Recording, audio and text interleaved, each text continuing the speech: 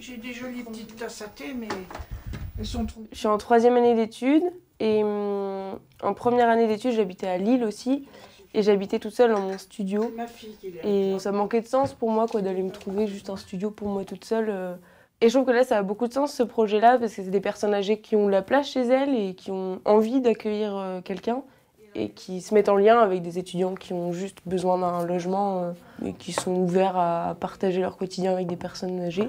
Les femmes et les enfants d'abord. Le loyer, il est de 200 €. C'est le même loyer pour toutes les colocations de l'association Génération et Culture. À l'origine, c'est des militants de la CFDT, des Petits Frères des Pauvres, etc., qui trouvaient que les conditions de vie réservées aux personnes vieillissantes n'étaient pas correctes et qui ont monté l'association pour monter des actions à destination de ces personnes vieillissantes et améliorer leur qualité de vie. Et donc en 2009, on a développé le logement intergénérationnel parce qu'on s'est dit que c'était une alternative à l'entrée en structure. Et puis on essaye de former les binômes les plus harmonieux possibles. Elle espère que tu le prends pas mal quand elle te dit, elle te donne des conseils pour le linge. Les motivations principales, elles sont plus solidaires que financières ou un vrai besoin de service. C'est surtout du partage.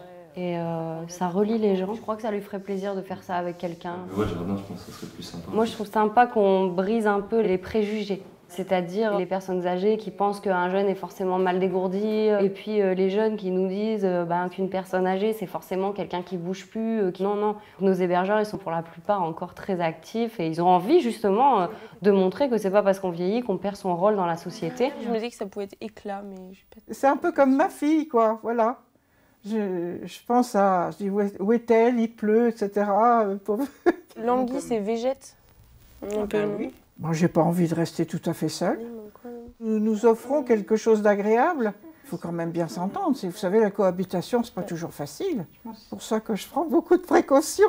Je mets mes conditions à Hélène. J'ai une jeune fille comme ci, comme ça, vous voyez, elle a trouvé la perfection. Il y a une petite complicité qui s'est créée entre nous. Grâce à Madame Lange, j'ai découvert les reportages géographiques. Enfin voilà, j'ai un peu découvert Arte cette année.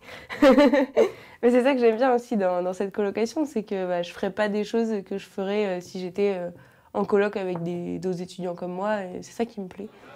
Je suis vraiment très contente de pouvoir participer au fait qu'il y ait plus de liens qui se créent entre les générations.